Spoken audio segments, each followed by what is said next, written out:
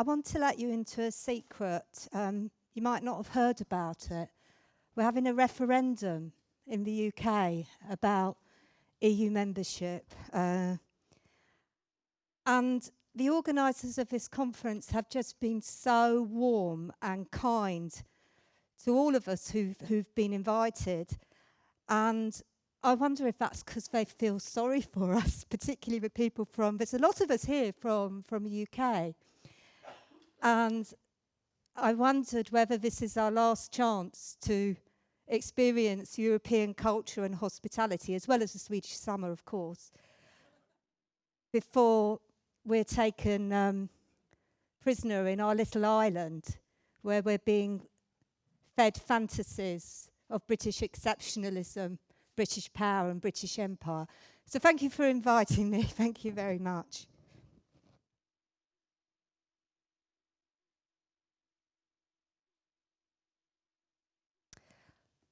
Pepper spray, tear gas, stun grenades, plastic bullets, water cannon, all of these have been used at our borders as a form of crowd control, even though the use of plastic bullets as a form of crowd control is banned under international law.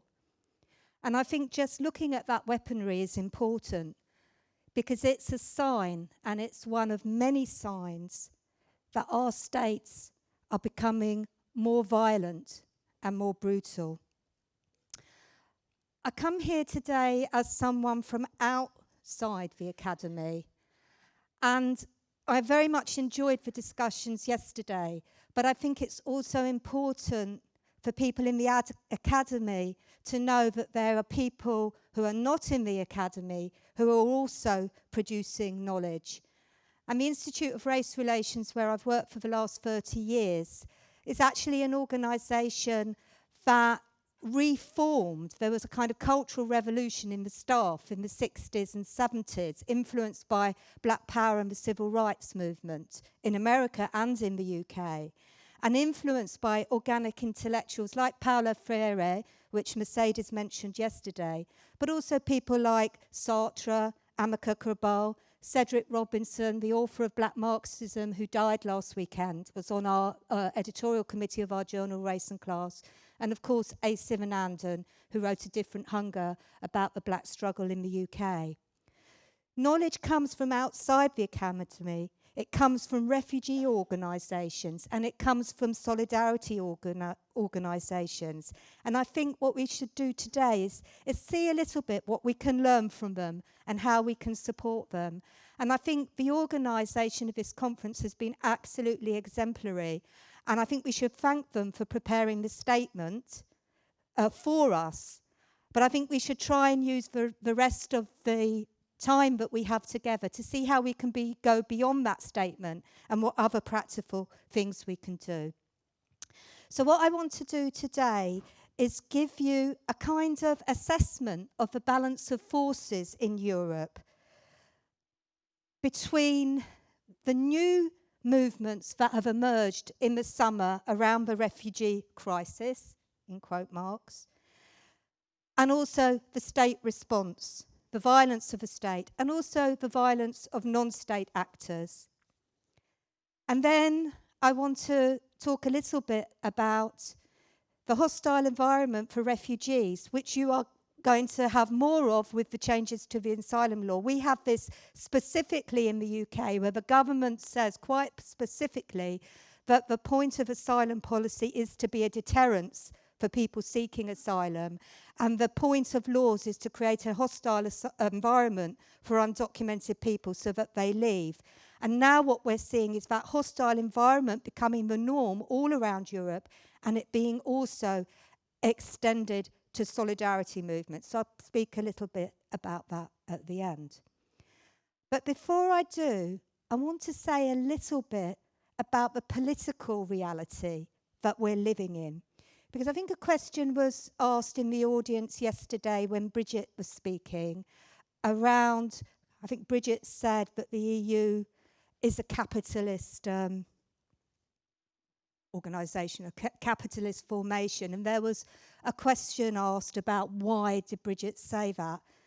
And I don't think it's it's anything that, in some ways, I can't see how it can be contested, in the sense that if we know the reality that we live in, we know that we are living in a capitalist system. I don't think there's anyone who would deny that on the right or the left. And the purpose of the EU was set up for the freedom of capital to move across borders. That's why Schengen and all these things were introduced, not because they loved people and they wanted them to move, but because capital needed flexible labour, capital needed movement. However, having said that, there has been more to the EU historically than just the free movement of capital. There was the idea of a social Europe, which was very important in the initial stages. Some of you might remember, you might have been a little bit puzzled, like I was, when the EU won the Nobel Peace Prize a couple of years ago. And that was meant to be in reflection of the fact that, you know, European nations for a long time were at war with each other, as the world might have noticed, as we inflicted 2 world wars on the world. And that was meant to be a reflection of the fact that peace between EU countries, European countries, had been preserved. But what we've seen over the last 10, 15 years is that that social Europe has been negated for 2 reasons. First, because our social democratic parties, their values have collapsed from within. Social democracy has collapsed from within. I think people talk about social democracy parties in Europe as social liberal parties. Neoliberalism has influenced the social democratic movement, and neoliberalism is our political reality. And the neoliberal project is one to globalise financial markets, shrink the welfare state, deregulate labour, and privatise state assets. All of us in Europe are moving from welfare states to market states, which means that our states prioritise allowing the market principles to penetrate every aspect of our societies, from education, you know that in Sweden with your free schools. We're treated not so much as citizens, but as consumers. And those who can't consume because they're poor are held personally responsible for their failures. Poverty is blamed on the poor. Migration is to be managed for capital's benefit, to increase the wealth. And migrants and refugees, if they're not highly skilled, if they're not bringing resources to the wealthy Europe, are treated as though that they were the scroungers and the scavengers at Europe's gate. So that's kind of a political reality, if you don't mind me saying, that needs to be there centrally in all of our discussions. So let's move on and let's look at the forces that are arrayed together and the forces that we have on our side. We experienced an extraordinary summer this year. You'll be aware of the EU-Turkey agreement, basically the agreement that was reached with between the EU and Turkey, where any refugees coming by boat will be returned back to Turkey. And it's the sort of one in, one out idea.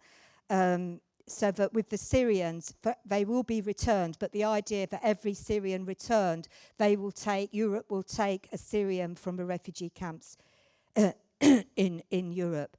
I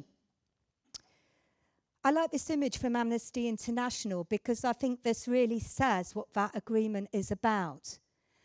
It's like a kind of trade, a people's trade, and it's treating people as though they were commodities or stocked.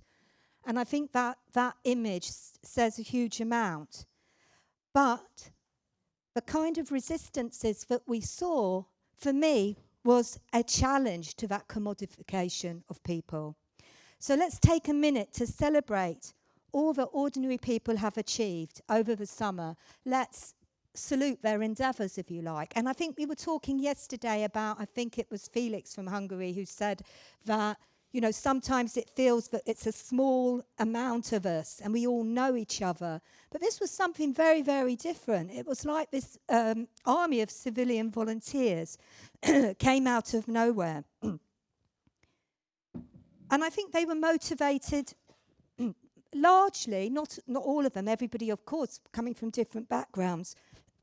But I think the basic line was that many of them weren't sort of in political parties, they weren't necessarily leftists, they were actually motivated just by ordinary compassion. And that's a very liberal instinct, but I think it's good enough. It's a good enough starting point to build a bigger movement. And it was very much, for me, looking on the outside, it was like sort of the humanitarian instinct was still there within Europe, despite all this treating people who are poor or who are migrants as though they were non-people. There was something deep in our culture that had been resurrected. And it was like this sort of compassionate instinct was sprouting like mushrooms in the woodland. But most importantly, these groups were doing the work that we would think was the responsibility of states. And that's another aspect of the neoliberal era, is that states are abandoning us when it comes to protecting us from climate change. Very good at waging wars in other countries, but they're abandoning the people who are displaced by the wars. And it was though this movement was emerging to do the job that the state should be doing.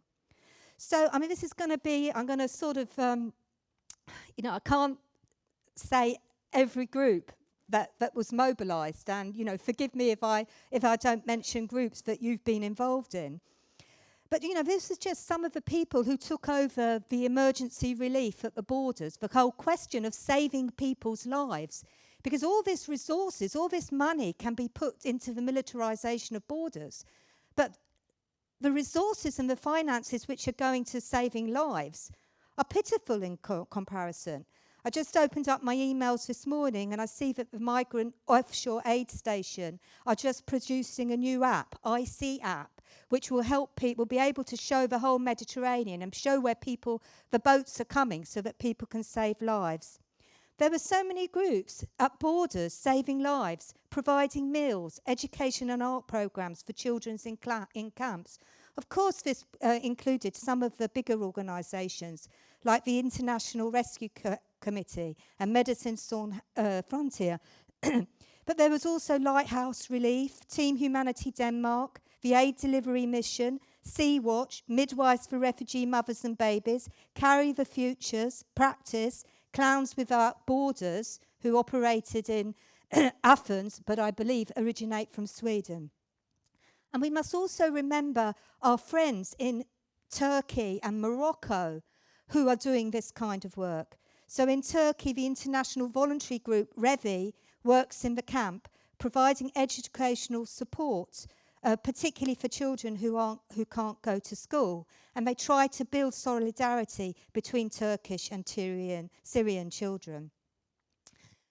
And this kind of work must be particularly welcomed in some of the Central and Eastern European countries like Hungary and Poland, who are experiencing their own problems at this moment with extremely authoritarian regimes, Fidesz in Hungary, Law and Justice in Poland. And I think we should be particularly needful of the need to support groups like the Migrant Support Centre in Gdansk and the Migrant Solidarity Network in Hungary. That's one image there.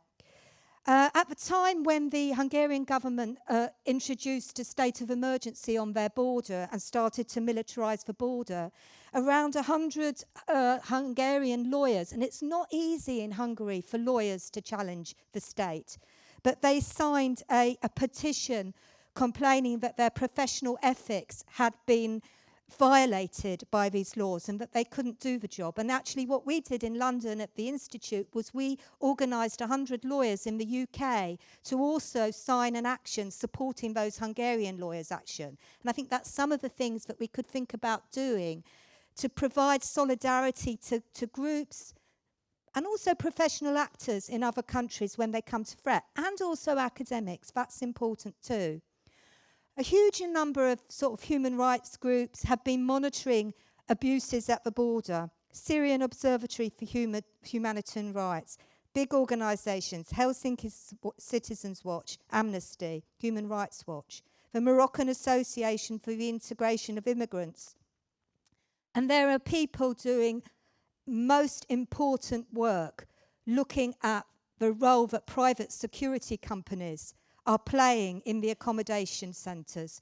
We have an article on our website, which is also going into our international journal, Race and Class, about private security companies in Germany, where many neo-Nazis are actually working as security guards in accommodation centres. Because this is what happens when you open up the market.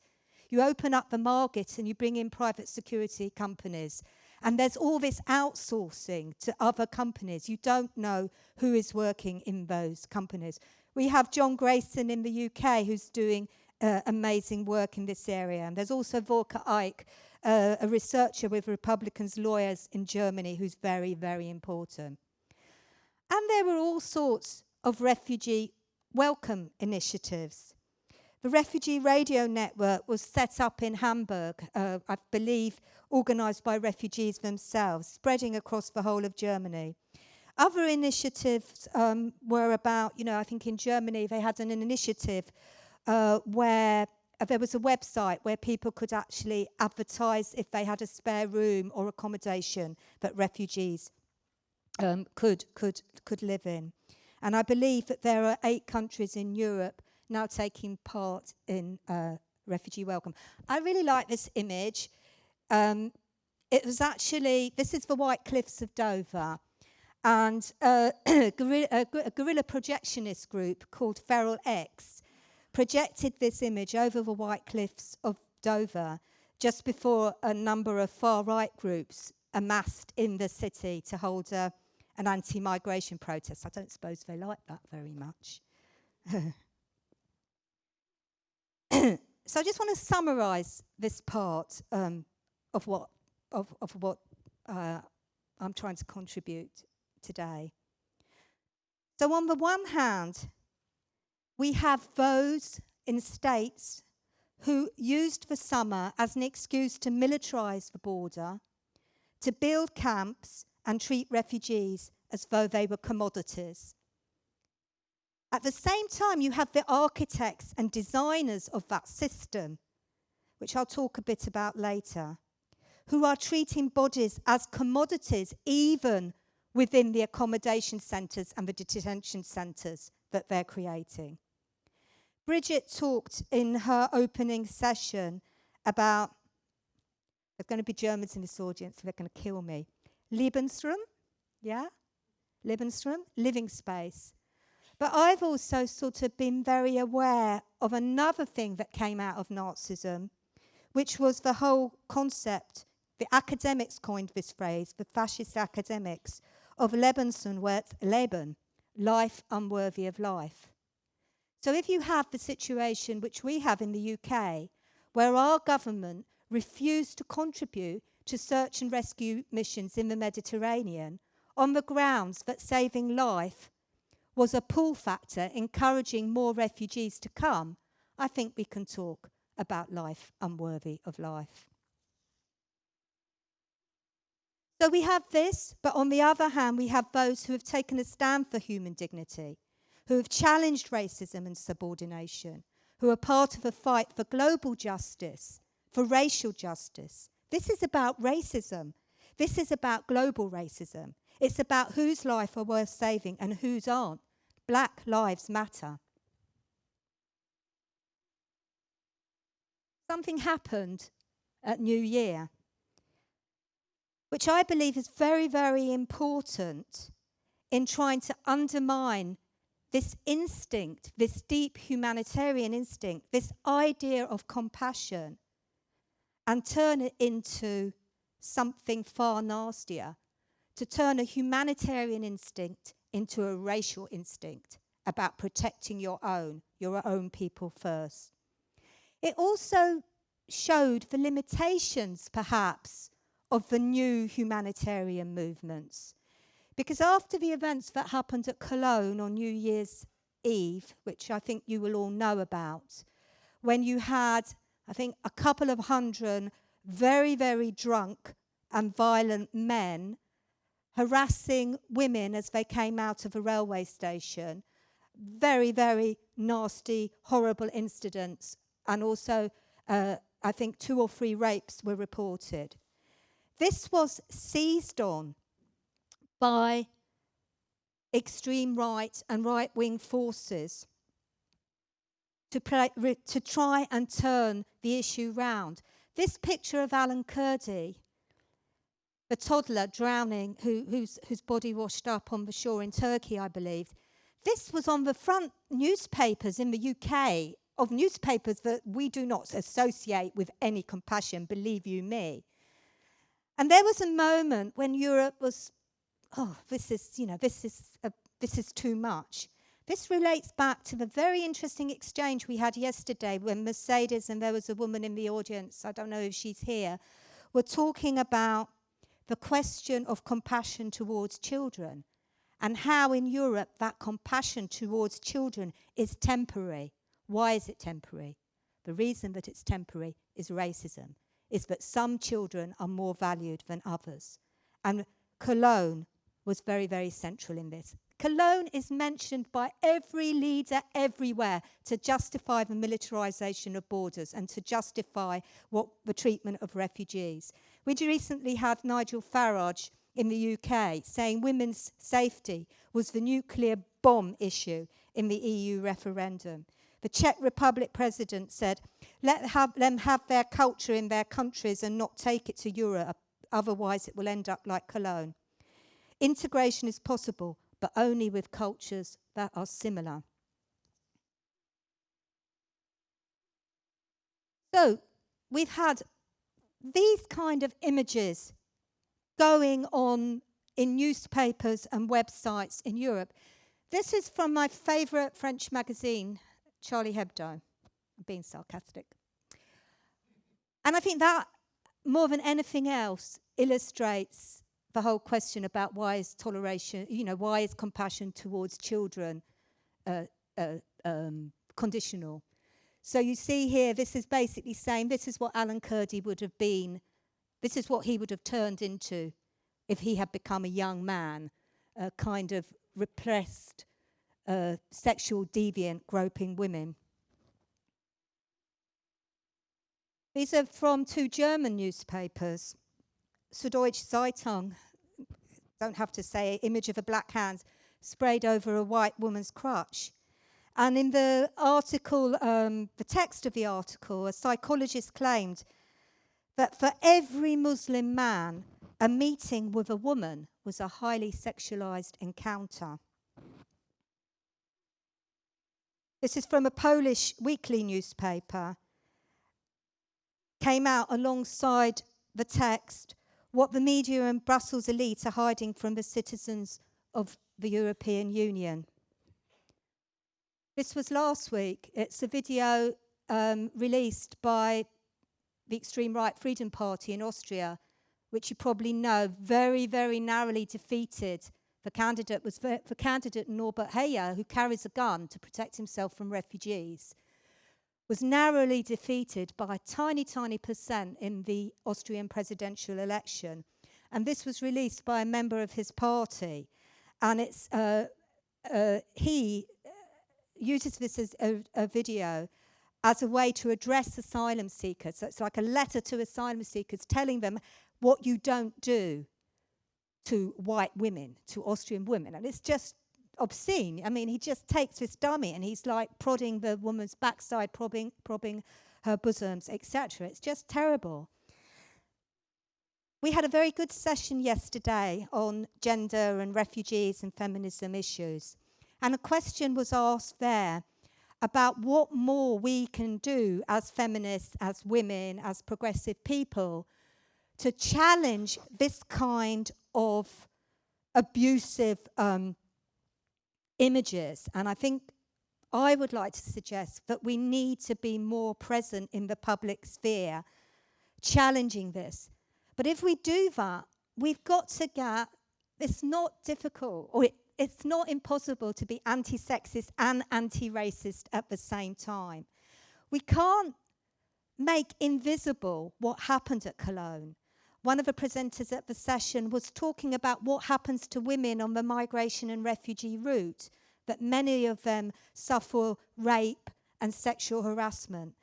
And she said that there cannot be impunity for male violence. Women's experience cannot be invisibilized. The credibility of women's experience should not be questioned. So in challenging this, we don't make what happened to the women at Cologne invisible. But we try and look at the broader picture, and we hold states and the police to account. So what happened at Cologne, I don't know, I'm just beginning to try and research this and find out about it. But it struck me at the time that if 200 men are amassing, but you know, it's not unusual on New Year's Eve for men to get drunk. And it's not unusual for drunken men to harass women. But you know, Germany's law, as far as I understand it, on rape, is that a woman can only argue that she has been raped if she can prove that she resisted. So the law is not exactly a woman's friendly law. And from what I can see, that New Year's Eve event was very, very badly policed. If the police had actually policed that properly, the sexual harassment of a woman shouldn't have happened. So I think we need to hold police to account. One of the reasons why Cologne became so big in Germany was the morning after, on 1st of January, the Cologne Police Press Department issued a press statement saying, festive atmosphere, celebrations largely peaceful. Talk about making women's experience invisible.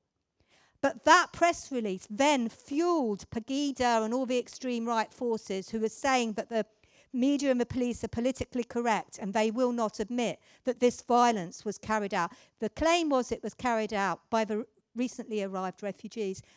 Actually, there is very, very little proof that recently arrived refugees were involved in the sexual harassment and abuse. It's not to say that it wasn't people. I think it was. I think the beginning the story is coming out that it was a large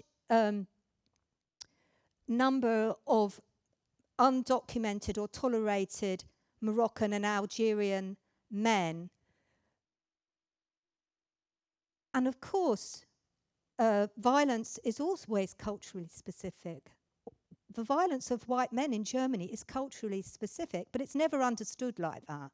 It's like European culture is sort of like in this universal cloud up there.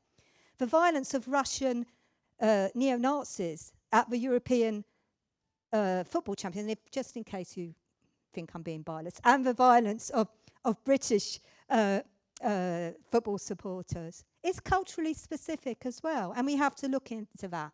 So anyway, basically I'm trying to say an argument that one thing that maybe could come out of this conference, because there's so many of us involved in women's issues, that we think about how we can intervene more in the public sphere to counter this. Which takes me, oops, gone running, better hurry on. I want to just talk a little bit about the whole question of what's happening at the borders. I think there were some presentations in the workshops. Fortunately, I couldn't have gone to these ones. I would have loved to, about biometrics, life measurement. So, you know, when you look at what happens at the border, security, security, security always trumps humanity every single time. So you can see little children wrapped in sort of black plastic bags from the rain at the border, just standing there because they can't get to shelter because they have to be processed, they have to be fingerprinted, etc. So what we've seen since the summer is an expanded role for Frontex, the EU Border Control Agency, which have been given a 54% increase in its budget. Its work is being supported by what's called a system of systems. That's a military term which comes out of the war in Iraq, Afghanistan, embracing the doctrine of full spectrum dominance, which basically a network of technologies that, this is their words, that will deliver the frictionless circulation of identity data within a single globalized market of information. We've seen a new role given to NATO and US warships to patrol the coast of Libya by the summer. So you see that neoliberalism that abandons us to so many things, can sit alongside systems of total control. Security, security, security. This is an image from, I think it's the Hungarian-Macedonian border, the building of a fence. I think this image, for me, says a lot, because that fence was built both by prison labour and by labour drafted in for the very draconian Hungarian workfare system. And what's interesting in Hungary is that so many prisoners and so many people on workfare are Roma. So you have a situation where one group of marginalised, exploited and vulnerable people are drafted in to build a fence to exclude other groups. A new law has been passed in Greece, which means the military are now running the detention and deportation camps under the EU-Turkey deal. And most of these camps are in filthy, derelict warehouse, not fit for animals. I'm also very concerned about the expanded role of the military and the border police in Greece, because you may have heard of the neo-Nazi party Golden Dawn, which was a highly successful electoral neo-Nazi party whose leaders were arrested, I don't know how long ago, a year or so ago, on the grounds that they had formed a paramilitary and a criminal organisation. But they have been known very much to have penetrated the military and the border police. We've seen you'll all be familiar with the events at Calais, the breaking down of camps and at Idomeni. And we've seen the construction of biometric-style shipping containers at Calais at the cost of 18 million euros. The site permits personalisation and leave that out. These new biometric containers create who are the architects who design these things? They need to be held account as well. So we need to get to the academics in the architecture world and ask them to intervene. They're surrounded by high wire fencing and tight police surveillance, and their access through biometric security doors which scan recorded palm prints. The migrants are numerised like the contained containers. Boundary experts say now that Europe is on the verge of having as many security fences and border walls between countries as it did during the Cold War. Companies specialising in perimeter protection components have found markets for products are booming. And the border fences of the future may be invisible, using virtual fences based on non-lethal microwave technology developed by the Pentagon, which creates burning sensations without actually burning the skin. Security, security, security. Money cannot be found for shelter, but water cannon can be sprayed and plastic bullets being used as a form of crowd control. We've also seen the rise of vigilantes and private militia, movements for me that are very similar to the American vigilante movements, the Minutemen. And these, like the images that I showed you from the newspapers after Cologne, play on sort of oriental and pornographic fantasies about white women being raped by black men. I should have mentioned that there's been a number of extremely good blogs written by feminists, mostly women of colour, and I can share those with people if they haven't seen them. So in Bulgaria, we've seen a very, very nasty private militia.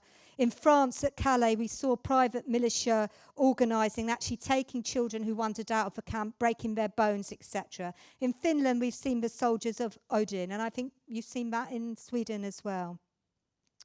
So finally, I want to talk about the need not just to celebrate and honour the work of the solidarity movements, but to organise to protect them. Because these systems of total control are now being expanded to sideline the NGOs. So you had, I've got the right image, Médecins Sans Frontières at Dunkirk put a whole lot of money into building shelter for refugees. They will say it wasn't brilliant, but it was a lot better than the biometric cells that were being created by the state. And immediately this camp was set up, Médecins Sans Frontières, and it was actually set up with funding supplied by the local authority in the municipality of Graham Smith. The Médecins Sans Frontières received a letter from the government basically saying that we think that these are sort of not fit for the, you're not obliging with health and safety standards, and we have got to sort of, bring this all down. And as Médecins Sans Frontières, the Socialist Party's objections was like cynicism beyond bounds. Greece's ministerial decree now prohibits all independent, unregistered volunteer activities in Lesbos and puts all civil society actors under state control. Everybody has to register their passport details and individual details if they're a volunteer. And if they don't, they face charges of complicity in a criminal organisation. Recently in Lesbos, volunteers trying to hand out emergency aid to refugees as they came off a crammed and capsized boat were prevented from doing so by a police line that cordoned the refugees off from the volunteer. And Bridget mentioned yesterday that a number of volunteers from Team Humanity Denmark and Professional Emergency Aid were arrested while they were after they tried to rescue refugees from drowning in a boat near Lesbos. Their boat and rescue equipment has been confiscated, and they have been charged with possessing an offensive weapon, which was a small knife that they used to cut the boat's ropes when they became entangled and were threatening lives. Most importantly, and again, Bridget mentioned this, and I meant to have a quick word with Bridget before because I've forgotten the name. Can she help me? I've forgotten the name of this woman here who was the children's I think she was the children's ombudsman. Lisa. Yes, that's the one. Denmark, you probably all know this, so I'll be very brief. They're using their Aliens Act. They're using a section within their Aliens Act to prosecute ordinary people who over the summer gave a lift, gave some money, provided food for refugees who were crossing over from Denmark into, you know all about this. And she took this family home and welcomed them, and as a result she was prosecuted, and she was one of the first person found guilty under this human trafficking actually. But perhaps less well known is the prosecution of young people like Reem El Awad, who were not born in Denmark but have lived there most of their lives. Reem is from Jordan, and we carried an interview with her on our website a week or so ago. So she has been prosecuted under this law, as has a number of other young people. And this could have terrible repercussions for her because she does not have citizenship. So if she is found guilty of a criminal offence, she risks the potential of being deported back to Jordan, a country she knows nothing, is not her country. Denmark is her country. But even if that doesn't happen, it will delay her citizenship right. In the UK, we're working with a group called Precarious Citizens, #PrecarianCitizens, which is young people in a similar situation to Reem, not prosecuted under these laws, but basically a lot of them who are in a legal limbo because they don't have citizenship. And there's a campaign called Let Them Learn, which is young people who, having finished their education, their high school education, having been afforded places at university but aren't allowed to take up those places because they aren't citizens. All these cases of prosecution of civil society actors need to be reported to the Observatory for the Protection of Human Rights Defenders, which have put out an alert on the ongoing crackdown on civil society providing humanitarian assistance to migrants and refugees. I have got 1 minute left. So to conclude, the new movements that have sprung up have the potential if we can build on them to open up issues of global justice and racial justice. Of course, they are liberal. But you know, people change in the course of a struggle. None of us who haven't experienced the lived experience of racism were naturally came out of our mother's wombs as natural anti-racists. We became anti-racist in the course of a struggle. Struggle is a messy business, but that's our business, what we're involved in. So I think let's campaign for global justice, for racial justice, for Black Lives Matter, and for peace, not war, at our borders. Thank you.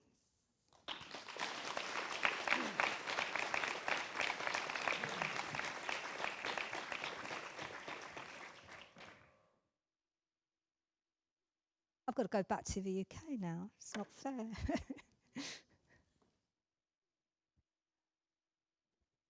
Thank you so much, Liz, for your important and inspirational words. Now for our discussant, Sanna Vestin. Sanna, she's been active in the migrant rights movement since the early 90s. She became involved in questions of migration in the 90s when she was working at a factory and lived in an area where asylum seekers were placed. She had colleagues and neighbors who faced deportation and tried to find out what was happening at that time. During this period, she got in touch with the Swedish network of refugee support groups, FAR. She later became the editor of FAR, magazine Article 14. And later, she left the factory and has since devoted herself entirely to raise awareness and spreading information on refugee issues and Fortress Europe, as a freelance with lectures, books and articles, but also in activities to defend the right to asylum. Today, she is chair of FAR, but still participates in counseling, be it directly to migrants or as a mentor to volunteers and law students. And she is also one of the honorary doctors through Malmö University. Sanna, a very warm welcome.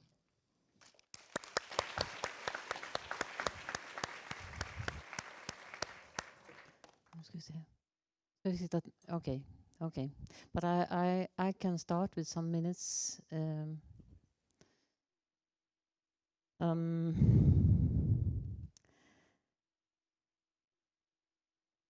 It was very interesting to hear your presentation because what happened in Sweden last autumn and this spring, it's very similar to what you described for Europe, though Sweden is counted as more humanitarian and more friendly to refugees than many other countries, and it still is.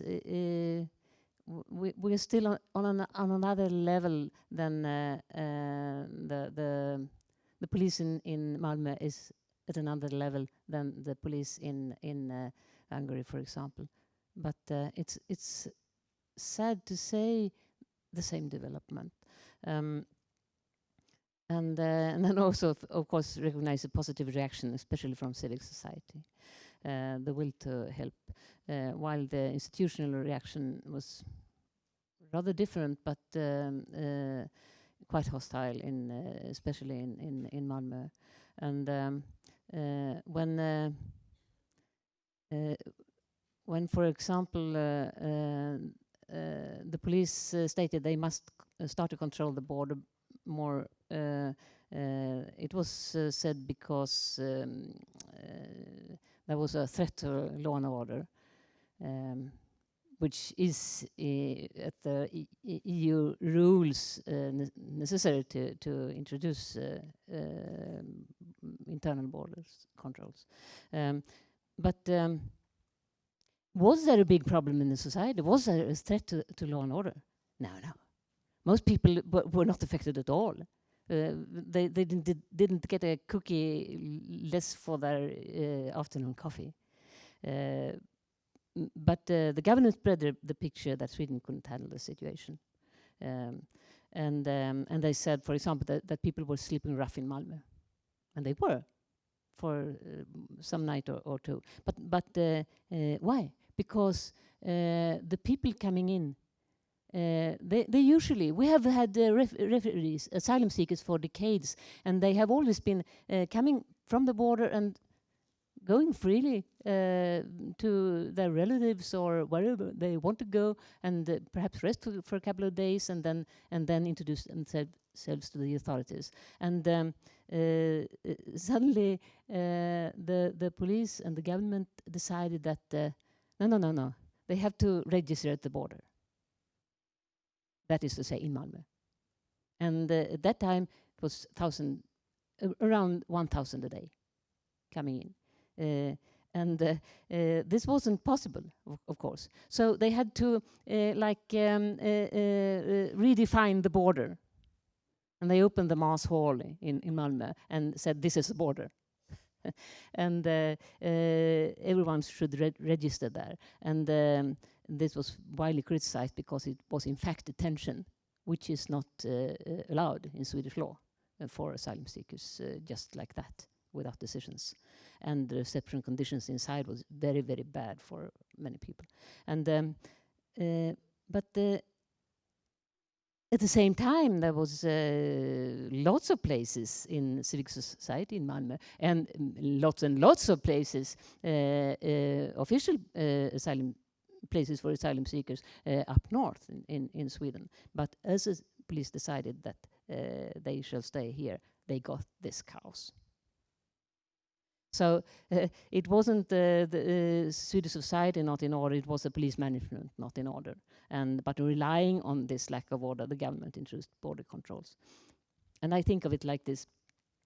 Put 1,000 people in a square, in a camp, at the border, and give them no food or water, and don't put up enough toilets, and give them no options. And a few weeks later, the images will be wired out over the world of the wild refugees who pollutes and steals and organize violent demonstrations and dangerous breakout. And then the native residents can talk about hordes and swarms and waves of refugees coming to threaten them. So. But if you let in 1,000 people in a society, open the old hostel building and build a house with apartments and give them food and bus cards and restore the youth place and give the teenagers a fair chance to go to secondary school and let people into the clubs and sports. A couple of years later, people will say, this worked fine. Business is good. The school has opened. The shop didn't have to close. And these youngsters are worth gold. We were smart to let them in.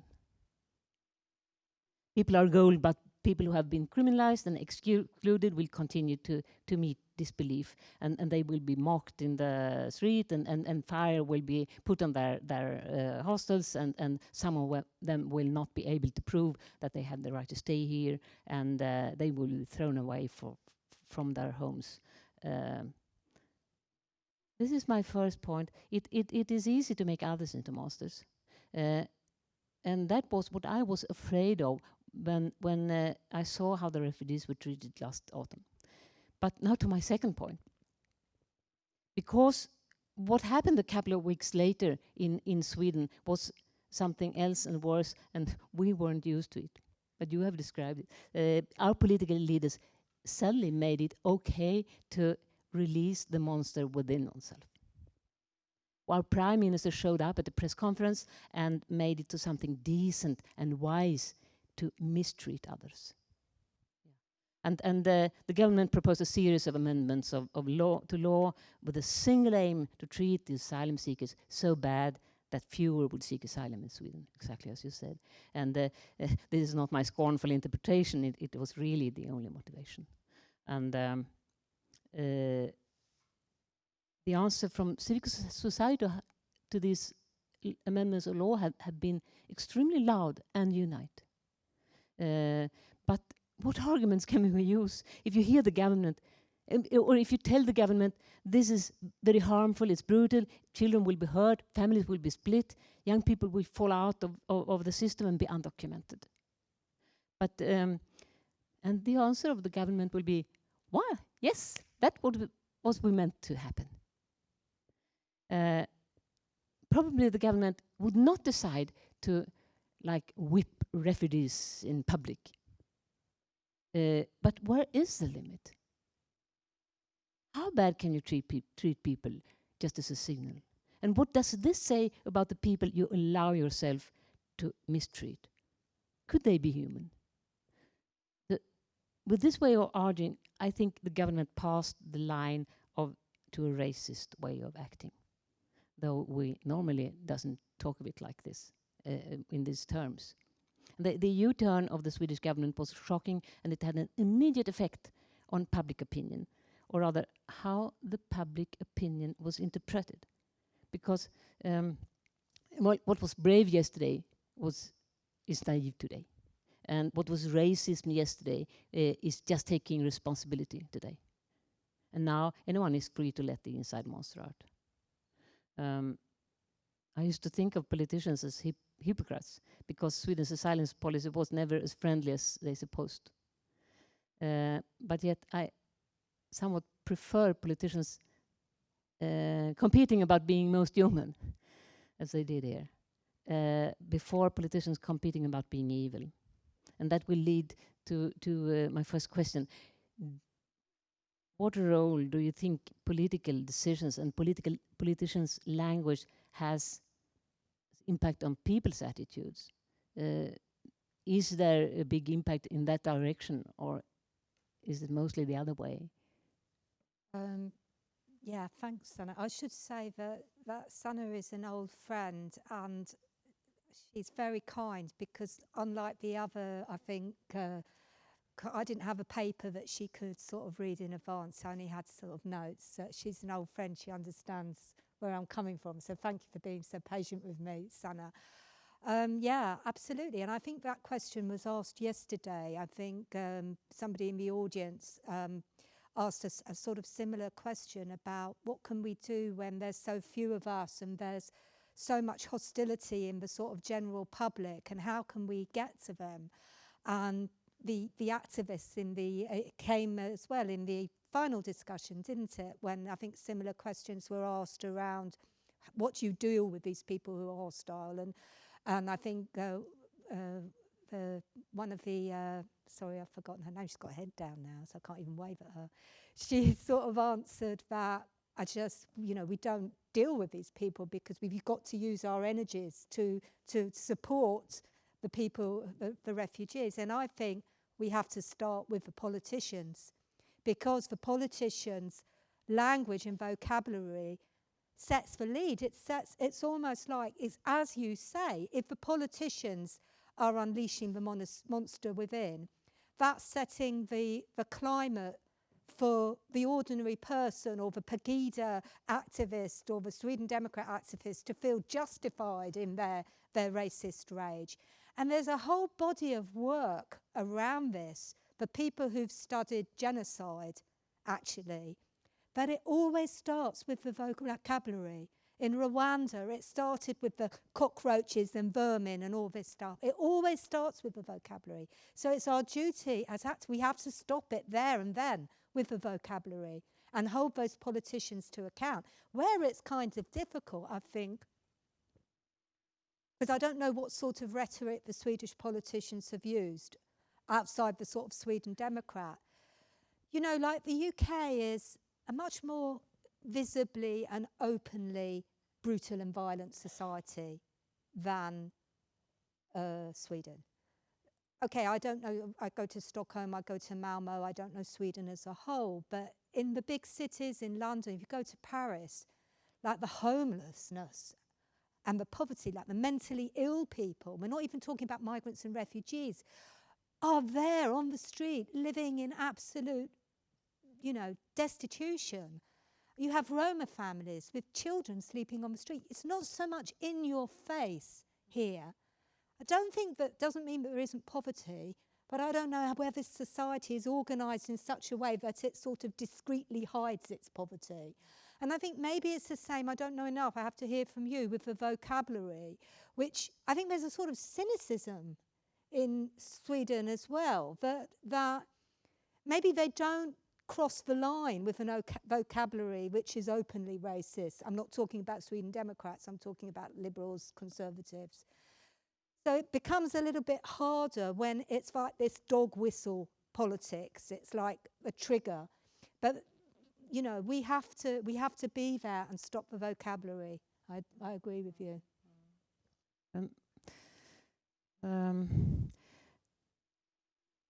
I think like you, that the friendly opinion is still out there, and the habit of welcoming asylum seekers and doing things together in smaller villages where asylum seekers are placed has been a quiet, popular movement. And in the big cities, it's a little different, but it's I think the movement is it is there, but it's not. It's another character. But they are seeing the refugees, and they are also seeing the Roma, the poor Roma on the streets. It's the same persons really helping both groups. And but in the asylum seekers are normally placed around in the country, often in far out in countryside or small villages. And sometimes I feel, you said the new refugee movement, they are liberal, of course. I think this is not true for the new movement in these villages I'm talking about. It's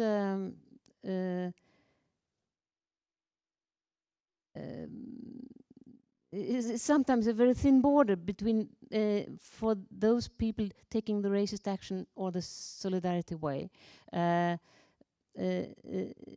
You see this happen all the time. When an asylum center is placed somewhere, there is often a meeting held to introduce it to the locals. And some inhabitants will spread mean rumors in before, and they will hand out leaflets about how bad it is to have this shelter in their town, and they will think that they are doing a good thing for their community to deny the asylum seekers coming there, and they will talk about welfare is cut down, and we don't have money, and we want our schools and healthcare. But at this public meeting, other neighbors will stand up and say, this could be fun. Let us do something. Could we open a cafe? Who can collect clothes if it's needed? And is there a sports club? Someone from a sports club here at the meeting? We can arrange something for the youth. And the people with these ideas will also think that their way of action is good for their community. And of course, most of us in here think they they are right. And these people, there is now a movement called Tillsammanskapet, togetherness. Vad skulle vi kalla det för på engelska? Vad säger ni? Togetherness movement? Yeah. So they are starting up like clubs together for Kiruna or together for this and that village, and they are not. They are together with each other, not only refugees but also refugees, and they are together for their village. So, and this is not. I think this could be a very, very important ground to build on, because these people will not accept the pictures of their new neighbors as monsters. And what was my very clever question? I had one in mind. I thought you were asking. I thought you were saying that I thought you had a question. I thought your question was, is it right? I've defined this sort of moment as a liberal moment. Yeah. And I think you were saying, isn't it more than that? No, yes, something like that. You see, Or, now I remember my question, but to answer that one, it's a good one too. yeah. Okay, oh, I'm answering it. Well, you see, I don't know. All I'm saying is, I'm not saying that the people were liberals. What I'm saying is that compassion is a liberal instinct. It's a human instinct, thank God, you know. It's not necessarily a revolutionary instinct. It's not like people are saying, right, what I believe is we need a cultural revolution in Europe. But that, I'm not a follower of Chairman Mao. I'm not saying that. What I'm saying is we need to have a change in the way that people see and perceive the world. You know, we have been fed lies in Europe about our role in the world. We need to have a cultural revolution that educates our young people to see the world in its whole, not just from this Eurocentric point of view. So all I'm saying is that compassion was a liberal instinct. But I'm also saying that it could be conditional. You saw after Cologne in Germany, now I don't know how liberal these people are, but you had all these columns from all these people saying, oh, and we gave hospitality and I took my clothes down to the clothes bank and I can't believe I did this, because that's what they're really like. So compassion can be conditional or it can be deeper.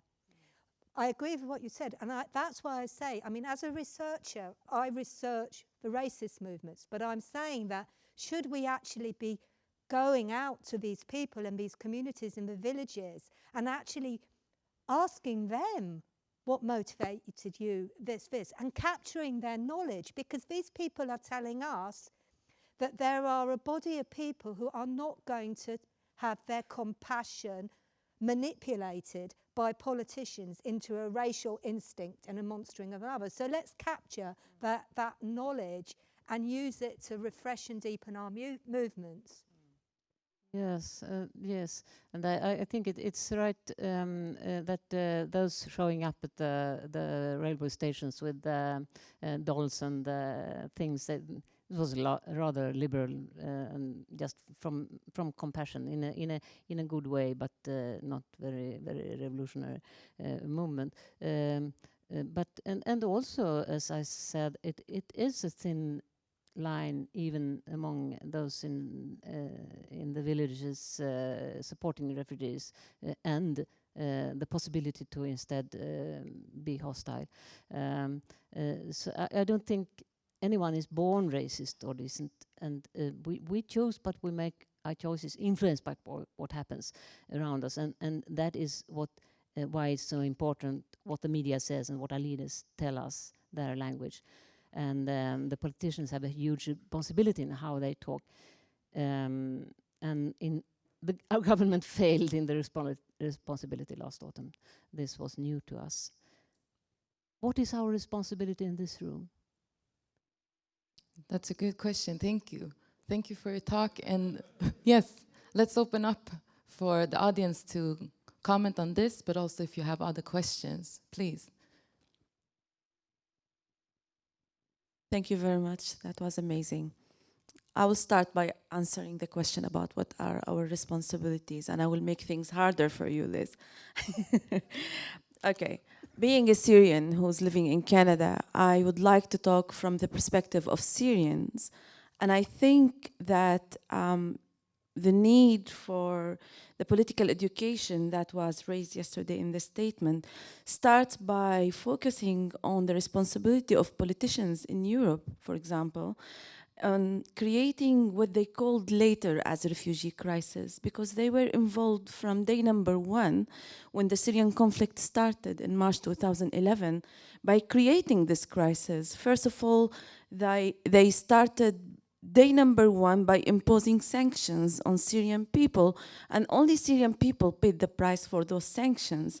Second, visa restrictions were tightened from day number one, so even frequent visitors to Europe were banned from having visas to visit their relatives and try to seek protection.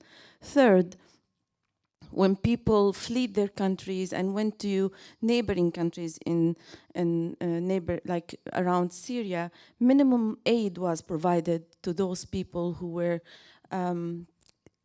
supposed to be refugees, but they were not protected as refugees in the neighboring countries. So all of these things happened while politicians in Europe were turning their back to their obligations in helping those refugees according to UNHCR rules of resettlement and finding protection in third countries, as people through their displacement are not able to be protected and live in human conditions. And at the end, what happened that we only saw those people as in need of assistance, and they only became visible in our radars only when they came to the borders of Europe and challenging all these barriers. And I think we are all involved in this crisis because we didn't talk about the 5 years of difficulties they've been through. I say that the tragic picture of Alan Kurdi is really, really so painful, but the tragic conditions have been there since March 2011 for Syrians.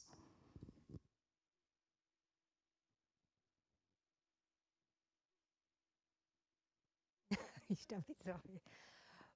Is there anyone, or do you want to comment? Yeah, I mean, this in the nutshell shows the limitations of a liberal approach.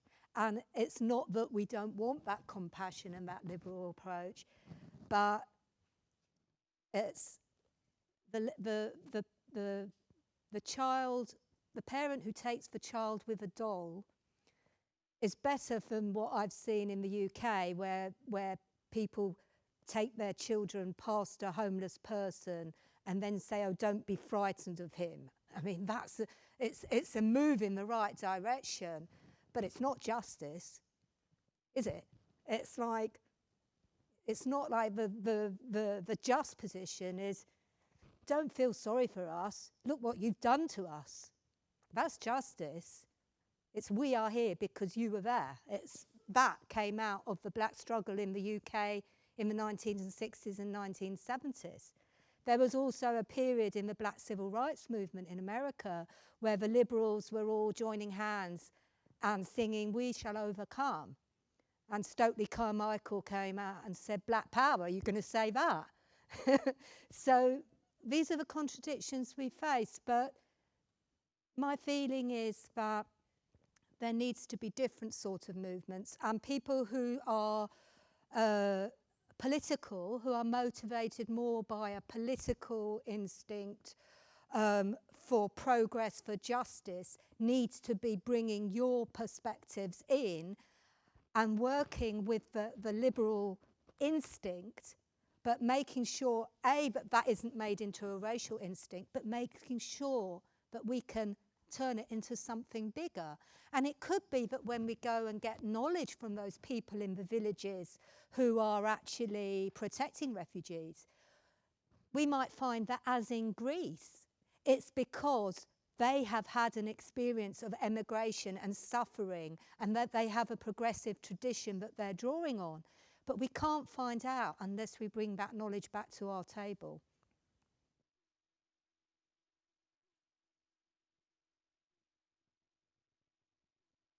Hello. In response to your question about what our responsibilities are, I have a slightly different perspective.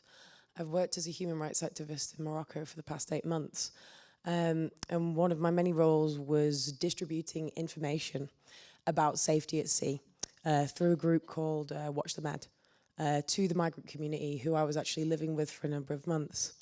This morning I looked at my phone and I found out that a good friend of mine just arrived safely in Italy. And I'm overjoyed. I really, really am. I thought I could cry this morning. And to know that he got there safely, after much worrying, I mean, he left Morocco to go to Italy, and he was actually kidnapped whilst he was in Tripoli, and we didn't know where he was, and we lost contact with him for a long time. And I think you're right in saying that we can't get overly emotional about certain things, but when you have personal experiences, and as you said very helpfully before in your talk, it's that basic human instinct, that empathy that drives people to do the activism that they do. So I think it's important that there is emotions involved, but that it doesn't cloud our judgment. So just to talk more specifically about the work distributing for Watch the Med, what Watch the Med does is that it provides people who want to cross irregularly with a phone number. And these are the phone numbers for example, the Red Cross, for the Salvamento Maritimo in Spain, and for the Moroccan Coast Guard. And it advises people who want to make that journey. It doesn't seek to discourage them, although for me, I always encourage people to understand what a refugee and asylum seeker is, what the system is in Spain before they make that decision that could potentially risk their life. However, if they do decide to go, they need to have that safety information.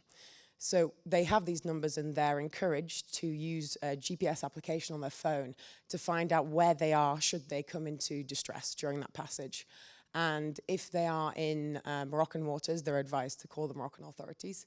International waters, it can be either or the Spanish, of course, is normally more favourable because they want to be rescued and brought back into the EU territories.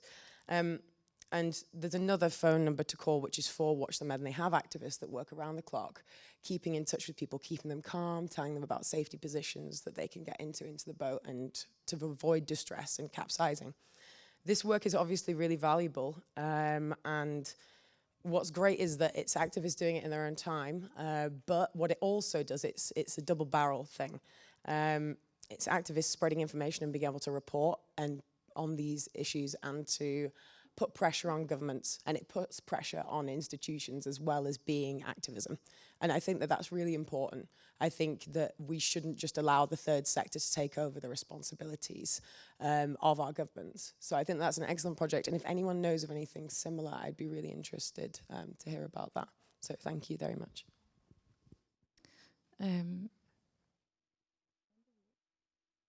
I think we've run out of time. Yes, but I'm sorry, but the discussion can continue outside while you take a cup of coffee, tea, a sandwich. And yes, thank you so much for this talk. And we're going to hand you